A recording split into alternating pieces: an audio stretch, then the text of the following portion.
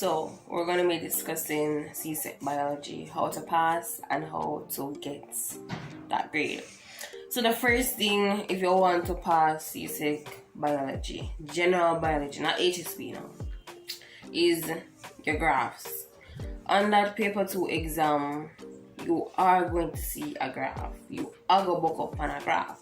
So if up to this day you still can do your scale good, if you keep on and forget your y and your x-axis, if you're still, as we say, if you can't make a scale accordingly by yourself, then you're not a problem.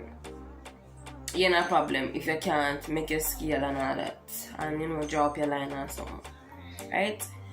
And the next thing too, we're going to make an even bigger problem than being able to draw up a graph is if you can't interpret one. If CXC give you a graph to draw, they might give you one to interpret, or they might give you both. It's important that you know how to interpret a graph. You can know, okay, this is directly proportional to that, as one increase, one decrease. And you get what I say? If you can't look on a graph and pick up things like that, then you're going to have a problem for this CXC biology exam. Problem. But that's one of the key factors for the paper 2, ensuring that your graph skills are up there, ensuring that you know your content, if you get what I say. Because as we said, the paper 2 is the knowledge-based one. It's not no multiple choice, so you can just minimize more. You have to write something. And the thing about these exams is that they're usually connected. So it's like one question of A, B, C, D. You get me I say? And sometimes in order for you answer C, you have to answer B. And so the questions are all connected. So you don't want to go into the exam and so they choose a topic like maybe mitosis. You don't know nothing about mitosis, and it's a whole 4 or 5 questions and one something. How you are going to deal with that? My advice is ensure that you know something and everything in the syllabus. Don't go into the exam and like a whole topic you never see it before, a whole topic you don't know, you don't have an idea what it is. So it's not like you can go in the exam and make up something, which I cannot advise that, Guys, in biology, everything is kind of more, is either right or wrong. It's not like maybe English, you can write your way, or social studies and write your way, explain. In biology, or in the sciences, it's either so it go or not so it go. You get what I say? But that's my advice, ensure that you know something on each topic in the syllabus. Speaking of syllabus, ensure so you even see the syllabus. Don't go into the exam and they're going to say, oh, miss never teach this and miss, listen to me, enough time students go in the exam and teacher never look upon that yet. There's enough people, enough students do exam in the past and syllabus never done, but them sit exam do. So don't fully depend on your teacher if you say, oh, it's only what my teacher do, me I got answer. It's not like the little it's not like the in school test that the end of term or the mid-semester test they want to do, where is the teacher write the paper based on what you teach. It's CXC. CXC not care if your teacher never reach cell division, or if your teacher never teach cell specialization. Them not care. Them not care if your teacher never teach diffusion. Them know say them have it on the syllabus, them have test on it. So don't sit down and say, oh, the teacher never teach me, or I never know this, I never know that. You can't look at it like that. And so graphs is up there, ensuring that you know your content, ensuring that you have seen your syllabus. Don't go in the exam and be like, oh, my teacher never teach this. That don't make no sense.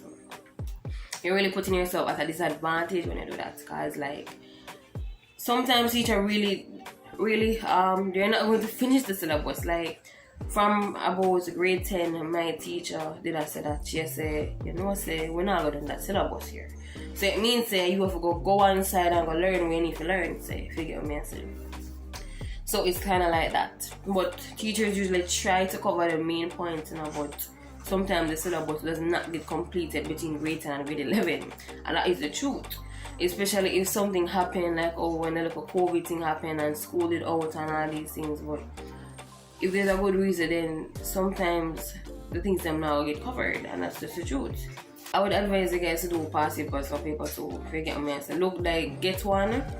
Go on, you can go on CXCpassivebus.com, CXC Biology Tutor, think CXC, I think them have for bio as well. Just go on there, and see. Just watch. You can just watch 1 or 2 past papers for paper 2, and watch and pay attention to how the teachers answer the questions. Pay attention to how the teachers answer the questions. That is my advice for the paper 2, because the truth is that the layout or the setup of the CSEC biology, all of the exam is usually the same each year. They might not put back the exact question to the T, but it's close enough to what the last year question was. So you have to know, so, alright, some realize them love put a graph at this particular section of the paper. So you know what, I mean, if you expect a graph in that first section of the paper, yeah. And then you can say, I realize them love of this like a short answer to the back right, they say, So okay, I need to just know 1 and 2 for that one. But watch and pay attention to how the teachers answer the question, because sometimes just watching the past it can help you learn, because we can't forget it was the day before my HSB exam, although I was general biology I talk about now, and I say the teacher worked the question, and me say I think it was something about the kidneys. And me say, so I actually know about the kidneys like that. But just for the sake, I watch the video. The past paper video with the man answer the question about the kidney. And guess when we're going to the HSB exam, what me see on the paper? It was a question about kidney, but like it wasn't the same question that the teacher that answered. But me say, yes, sign. Them love use that. You have to just match things up and realize everything actually related at the end of the day. So instead of just asking a question to explain something about the kidney, like when I was watching at the past paper, they actually gave me a diagram in the HSB exam, which you get me saying. And so you have to match things up and make nonsense make sense. You get what I say? Because sometimes we look at them and say, this can't relate to this. The two different songs. They are related, so you just have to watch and pay attention to things like that. As in the paper 1, listen to me. Past paper is straight through for the paper 1. Past paper is straight through for the paper 1. If you get me saying, do as many past papers as I can for CSEC biology. I tell you, say you mash up the paper 1 just like that. If you do foolishness on the paper 2, you know say at the end of the day you mash up the paper 1, right? So yeah, you just have to do what you have to do. Like even if you do foolishness on paper 2, knowing yourself, so you mash up paper 1 and you walk away with no less than 50 out of 60. So do your past papers for the paper 1 and you can't go wrong. So you need to ensure that you finish all your labs all the necessary labs did finish for all your lab books. Ensure that your lab book for bio did done, you finish all your labs everything good. Ensure say your lab skills good, your critical thinking up there, all of that. Just ensure say you're going to the exam equipped mentally. With the critical, sometimes the question can try to trick you, and sometimes it's more than surface level, and it requires us to critically think about it.